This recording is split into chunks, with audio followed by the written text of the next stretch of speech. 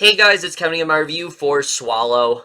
So what Swallow is essentially about is we center on our main character, Hunter, and she is this very dedicated housewife that has recently found out that she is pregnant. However, she's also in this relationship that just really isn't that great. She constantly feels like she is basically being used and abused throughout the entire thing, and basically in a way to sort of get back her power and finally do something that she wants to do on her own, she finds herself compelled to start to eat these objects that normally would not be consumed. And basically, as the film goes on, we start to realize what her initial purpose for doing this is as she tries to gain more control of her life and hopefully try to wheel these toxic people out of it. So Swallow overall, I was very intrigued in this movie. I really didn't know too much going into it. I heard, really good critical reception and things like that. And I watched the trailer, and the trailer was definitely very intriguing, but this was not a film that I really knew all that much about. And I kind of hate the fact that I didn't, because I would have absolutely have talked about this back when we were doing regular movie previews. If I had known that this was coming out, I would have definitely made it a habit to talk about this one for sure, because this definitely seemed like one that was definitely going to be on my radar for sure. It was definitely a film I was very interested in. I finally checked it out, and thank God I did, because I think this is a really great film. Swallow is definitely one of the most unique and different kind of horror films that I've seen in quite a while, but one that I really can't recommend enough.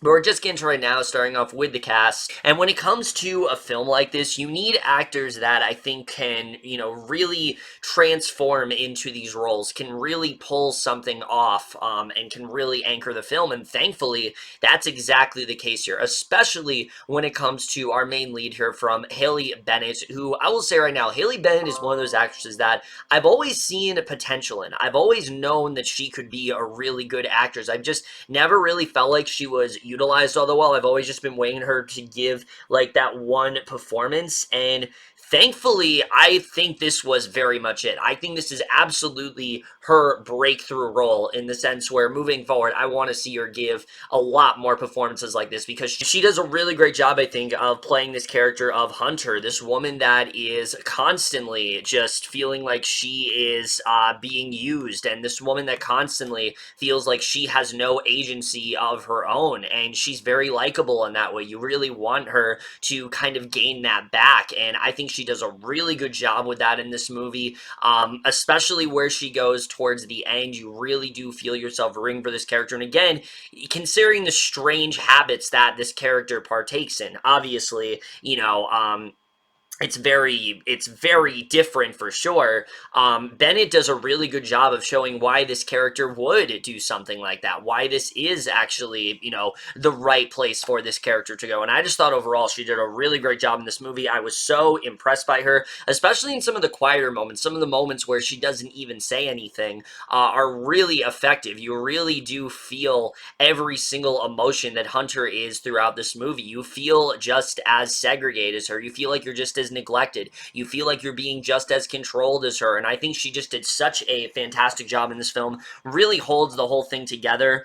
In terms of the rest of the acting, everyone definitely does do a really good job. Austin Stowell, I thought, was much better here than he was in his other 2020 film, Fantasy Island, for sure. I thought he definitely did do a really good job, as did Elizabeth Marvel and Denis O'Hare. But that being said, there isn't a lot for them to do acting-wise. It really is Bennett's film through and through. This is very much her own film. She's the one that carries it together, and again, as good as those other actors are, if she was not as good as she is, I really don't think this film really would have worked for me at all. But now we're going to get into the directing and the writing, which that's the other thing I think that really does work very well about this film. Carlo Mirabella Davis is not a director that I've really known that much about. He's done a few smaller things here and there, but nothing really all that big, and after this film, I really hope he does, because I think we really are starting to see the beginning of a very special kind of talent here. I think this is the kind of director that could really bring something great to the table moving forward, and I really do wish he was talked to more, because I really loved his directing in this movie. He has such a weird, almost psychedelic type style to this movie. It's a film that does make you very increasingly uncomfortable, but yet you also kind of feel like you're in a trance in this film. And I think the way he directs it is really well done here. And the way the horror is done, it's very subtle. It's not horror like there's a creature or something like that. It's a different kind of horror in the way. It's very psychological, and I really did like his style in this movie. It really feels like he knows what he's doing. He has that firm grasp of, you know, what he wanted this movie to be, and I think he definitely accomplished that very well. I would say this movie is just as much of a drama as it is a very intense psychological horror in that way, and I really did love the way that he constructed that here. But the writing is the other thing that really impressed me with this film, because, again, I feel like this is one of those movies where, you know, if someone would take a look at the premise of it, and they probably just overlook it entirely. They just dismiss it. They wouldn't want anything to do with it at all, because it just sounds weird. You know, it's literally a woman just consuming like marbles and like tacks and things like that. Is that really all that interesting? But when you really get into the context of the movie, it actually does make a lot of sense. I mean, Hunter as a character is just not really well respected by anyone. Her husband is constantly telling her what she's supposed to do, how she's supposed to do things. Anytime that she's talking about something, he goes on to talk about, you know, something that he's involved in his career, which we don't even really know that much of, you know, what he is involved in, but he clearly is some kind of big businessman and things like that, and he just likes to talk a lot. And especially even in, like, you know, dinners with the family, she very often is just kind of ignored. She doesn't really, she's very just kind of quiet in that way. And again, they do a really good job of building that marriage that seemingly does seem okay. You know, you can watch these two and it doesn't really seem like there's anything that wrong with them, but as the movie goes on, you start to realize that he really is very much in control of her life. He's making basically every single decision for her. There is literally a scene in this movie where her husband's mother confronts her and literally tells her that, like, she doesn't like the fact that she has short hair because he likes girls with longer hair, and that maybe if she wore it down he would, you know, treat her differently. And it's like, you just are so annoyed by what's going on, and you don't understand why anyone would do this to her. They're treating her like absolute garbage throughout this movie. She's treated almost like a child throughout this entire movie, really. I mean, again, the way they just tell her what she can and can't do, it's just absolutely ridiculous, but it's so ridiculous to the point where it feels real. I feel like there are women that have been in this situation before. I think there are women that are going through this situation right now, and it's one of those films where it just really upsets you that this could ever happen, that someone lets this happen and no one tries to stop it. There's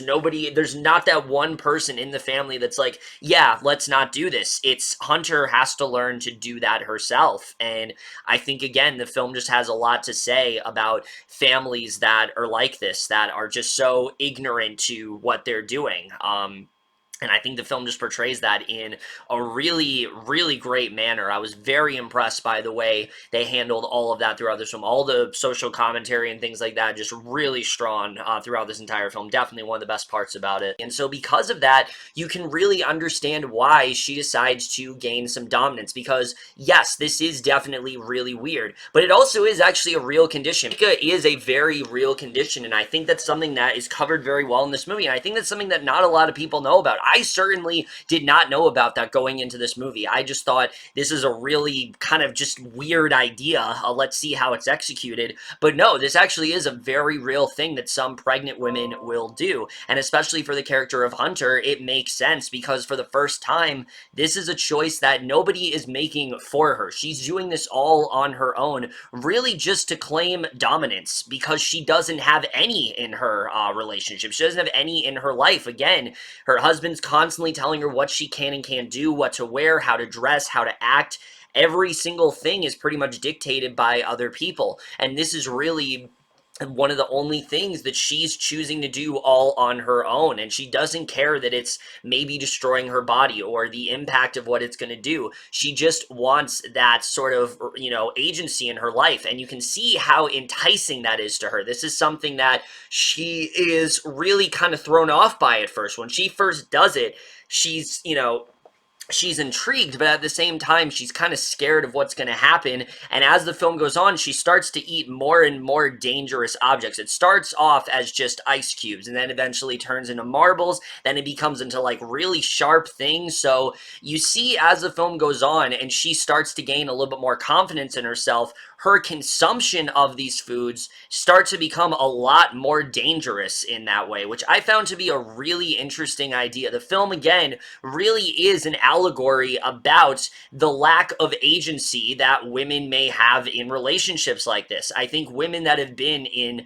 controlling, emotional and abusive relationships will probably relate to this movie. It's kind of similar to The Invisible Man, although it's going about it a completely different way.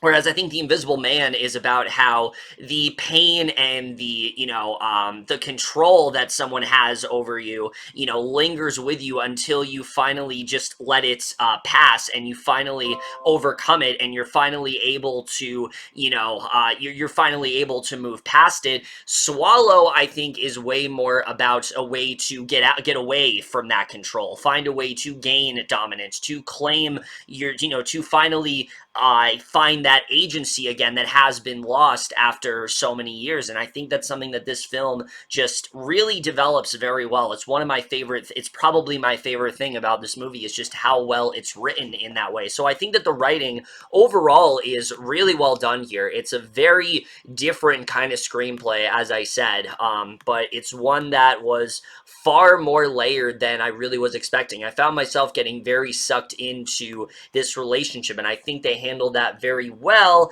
However, I will say, the way the movie does wrap up, so yeah, I think that the writing overall is definitely very solid here for sure.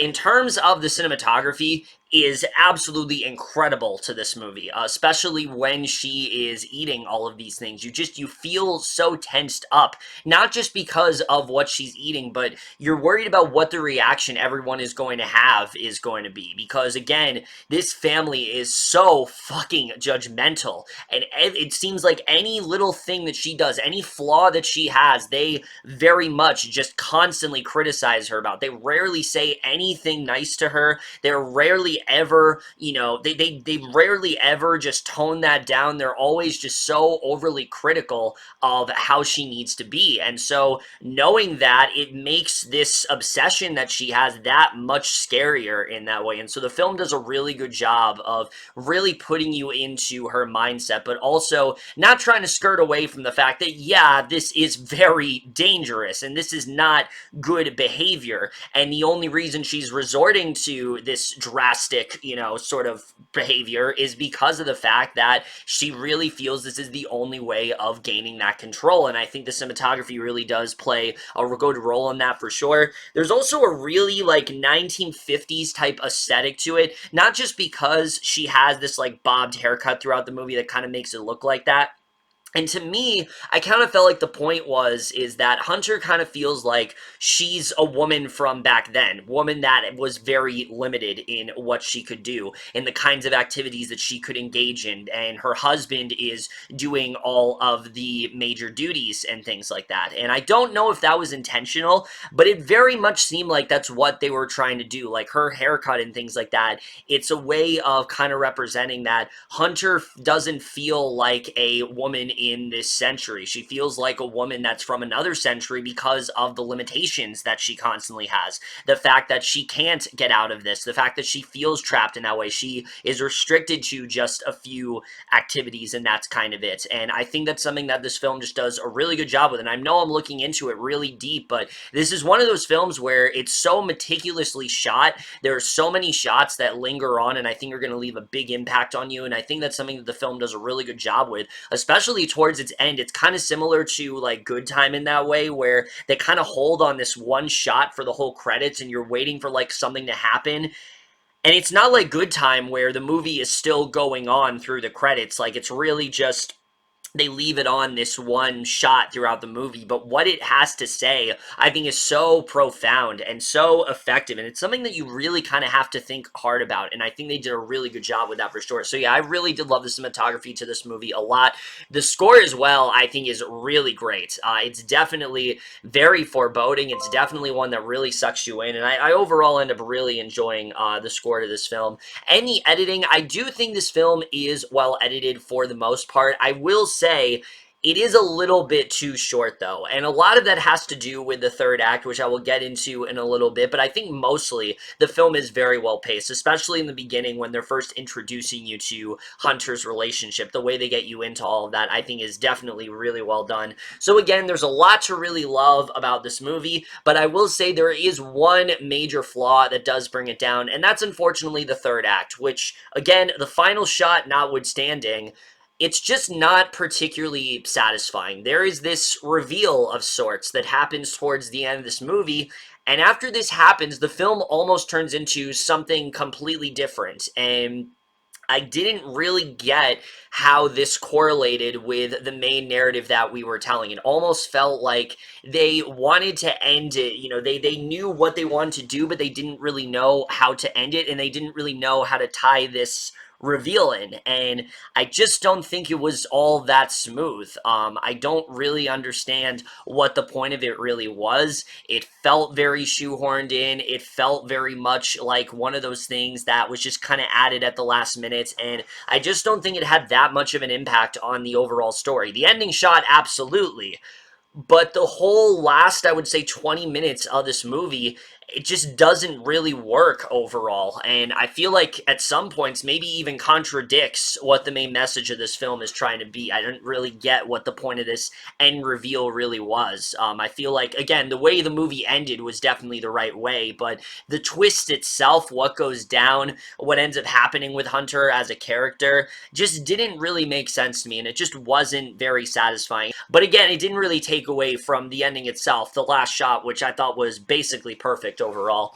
So like I said, guys, Swallow is a wholly unique and original film that really has a lot more to say than its initial premise does entail. It does very much center on a very real issue. It shows the lack of dominance and agency that women may have in their life. I think a lot of people are definitely going to relate to it because of that.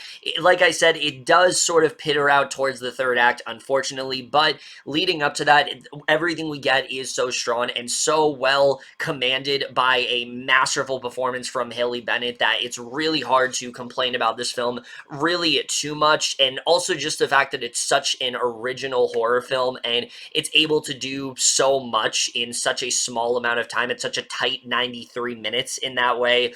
That alone just really impressed me overall. This is definitely the kind of film that if you want to watch a original horror film that's really different and something that's really special for sure, this is absolutely the kind of film to be watching right now. And I'm definitely going to give Swallow overall a B+. Like I said, it could have been one of the best films of the year if it wouldn't have been for that ending that just really just did not work for me. That's the one thing that almost killed this movie. But the rest of the film is so good, it really doesn't matter all that much in the end. But overall, guys, in my review of Swallow, let me know what you guys saw this movie overall. If your thoughts on it, we'll see you guys in my next video, and I will see you guys for that. Okay, bye. Moving on.